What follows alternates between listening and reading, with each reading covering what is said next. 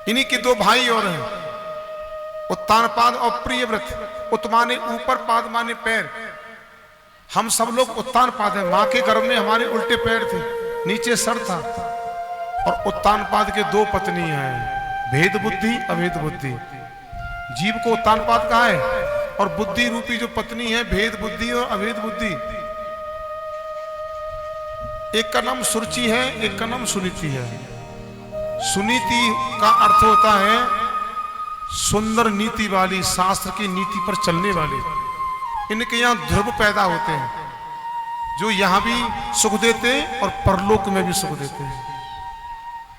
एक होती है सुरुचि, अपनी रुचि के साथ चलने वाली, अपने मन के साथ चलने वाली, जो उसके यहां उत्तम तो पुत्र हो सकता है, परंतु ना यहां सुख देता है और ना परलोक में सुख जाकर देता है। आज उत्तानपाद की पत्नी है सुनीति, बड़ी सुशील है, बड़ी बेचारी भावुक है। एक बार सुदूर जंगल में राजा गए, वहां की राजा की बेटी के साथ विवाह कर लिया जिसका नाम सुरुचि है।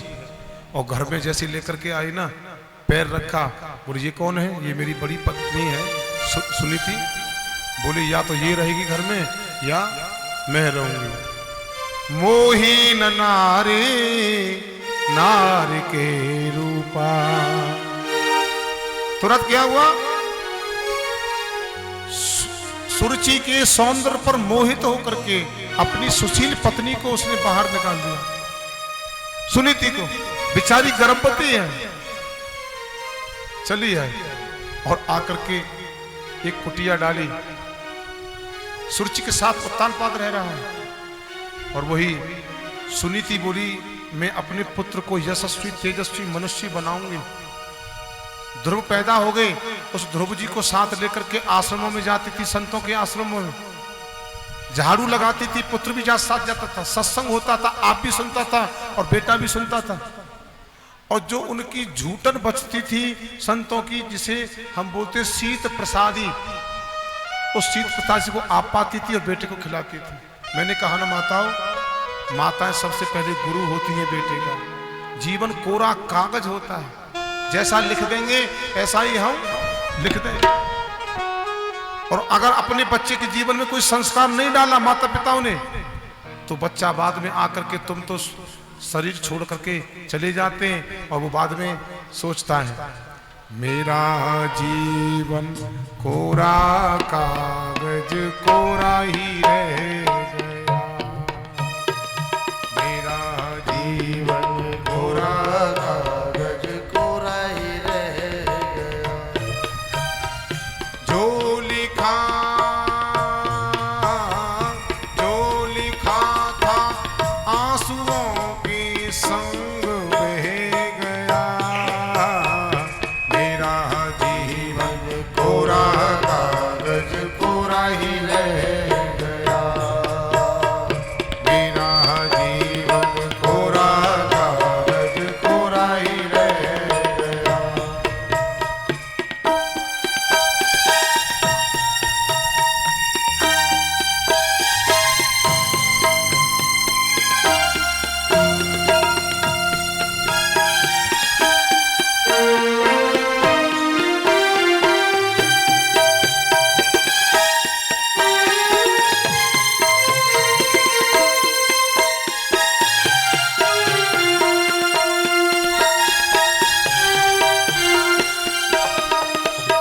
एक हवा का झोंका आया, टूटा डाली से फूल, टूटा डाली से फूल। ना चमन में ना गगन है इतनी भूल, है इतनी भूल। ऐसा होता है, जीवन कोरा कागज होता है, माता पिताओं को दोष आता है। और मैं तो ये कहता हूं मां के गर्भ में ही संस्कार पड़ जाते हैं।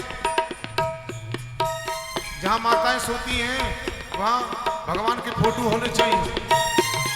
आंखों से सुंदर सीन देखे बच्चा दिव्य पुत्र पैदा होगा, बुढ़ापे में आके सेवा करेगा। अगर उल्टा सीधा चित्र देखेंगे हीरो और हीरोइन की फोटो देखेंगे, रवीना टंडन और उनके फोटो लगाएंगे, गर्भवती माताओं के, तो भैया वहां में तो गुण पड़ेंगे बच्चे में, पैदा होते कि ठुमका मारना शुरू कर देता। जो लिखा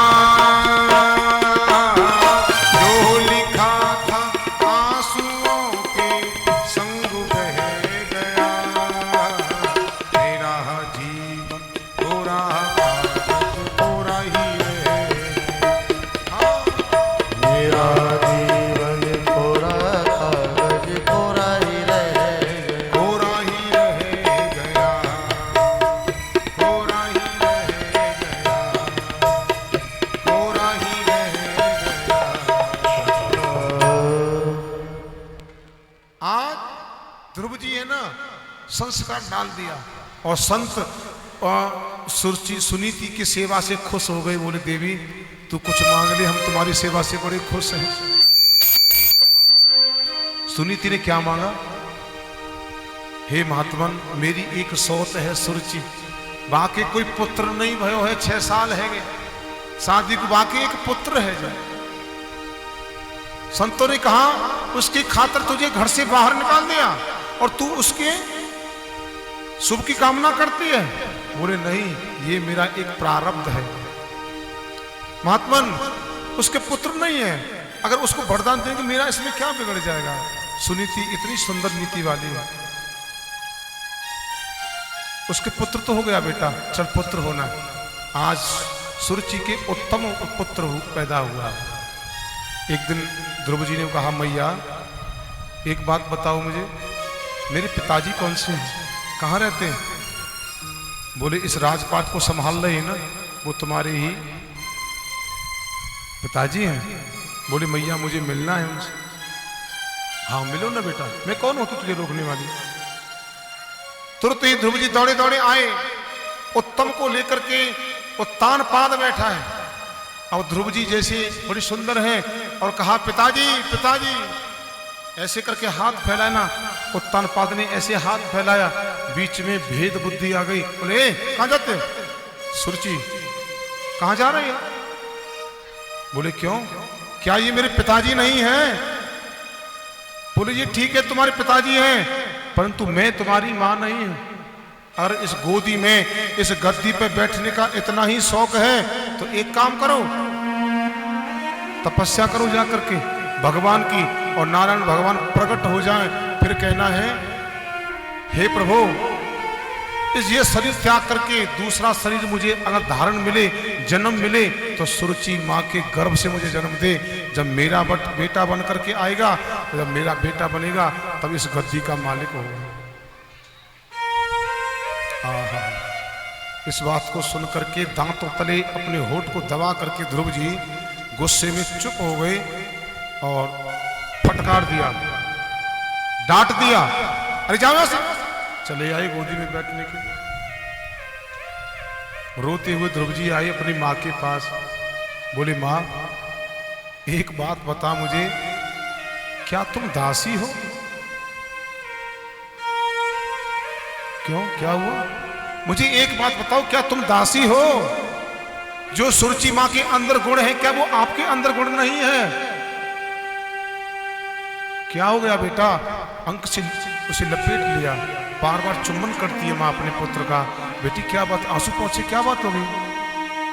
मां आज मुझे मौसी ने मारे हो और मुझसे कहा है कि अगर इस गद्दी पर बैठने का इतना शौक है तो तू परमात्मा पे की तपस्या कर, नारायण भगवान की, और नारायण भगवान प्रकट हो जाएंगे तो उनसे मांगना कि मुझे सुरुचि माँ के गर्भ से जन्म दे दे, उसका पुत्र बनकर के आऊंगा, तब मैं उस गद्दी पर जाके बैठूंगा।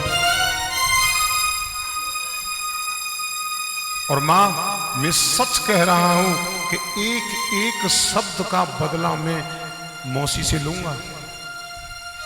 इस बात को सुनकर के सुनीति ने डांट दिया। बोले पागल, क्या मैंने तुझे यही सिखाया है? दूसरे के अमंगल की कामना मैंने आपको क्या यही तुझ में संस्कार डाले? अरे वो सही तो कह रही है, आखिर तेरी माँ है, बड़ी माँ है, आखिर सही तो कह रही है। इस आत्मा का पिता तो परमात्मा है। अरे उसने सही तो कहा है, इसमें बुरा मानने की क्या बात है?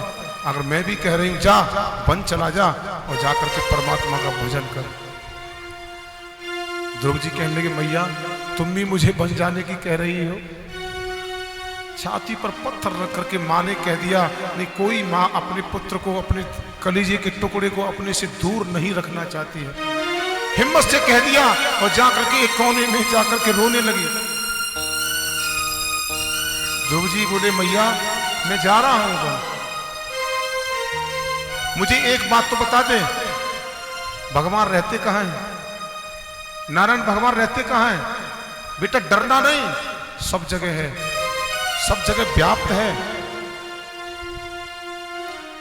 सिया राम मैं सब जग जानी, करऊं प्रणाम जोर जुग पानी। सब जगह परमात्मा, शेर में भी भगवान रहता है। आज द्रौपदी चल दी है, घर छोड़ दिया, मां रोती हुई रह गई और जा रहे खुटुम खुटुम खुटुम खुटुम चलते हुए। नारद जी आ गए, परीक्षा देकर के तो आए। नारद जी को देख करके प्रणाम किया। अरे वाह कितना सुंदर संस्कार है बच्चे में, संत को देख करके प्रणाम करता है। अरे भाई किसके पुत्र हो, क्या नाम है तुम्हारा? हमारा नाम ध्रुव है। कहां जा रहे हैं? भगवान को प्राप्त करने के लिए। कहां? जंगल में। भले आदमी, जंगल में कोई परमात्मा रहता है क्या? अरे जंगल में तो हिंसक जीव रहते हैं, कोई नाश्ता कर जाएगा। अरे भाग जाओ, जाओ घर पे चले जाओ। चले आए भगवान को प्राप्त करने के लिए। बोले नहीं नहीं, मेरी मैया कहती है कि शेर में भी भगवान हो। अरे वाह, पहली सिद्धि मजबूत है भक्त की। अच्छा घर में कितनी बार भोजन कर लेते हो जरा बताएंगे? मैं 2-4 बार मैं भोजन कर लेता हूं, और मेरी मैया है ना मुझे गोदी में बिठा करके भोजन कराती है। जंगल में क्या तुम्हारी मैया रखी है? तुम्हें गोदी में बैठ करके भोजन खिलाएगी? अरे वहां कुछ खाने के लिए नहीं होता है। चले आए भगवान को प्राप्त करेंगे हम। चले जाओ, अरे भागो यहां से। ध्रुव जी बोले तुम नारद जी नहीं हो सकते। अरे तुम तो कोई पाखंडी बाबा लग रहे हो, मुझे ढोंगी लग रहे हो। हमने तो सुना जिनको नारद जी मिल जाते हैं उसको परमात्मा जरूर मिलता है, और तुम हैं जो हमें भगवान से मिलने से रोक रहे हो। तुरंत अंक में भर लिया ध्रुव जी को। अरे बेटा मैं ही नारद हूं, मैं तो तेरी परीक्षा ले रहा हूं,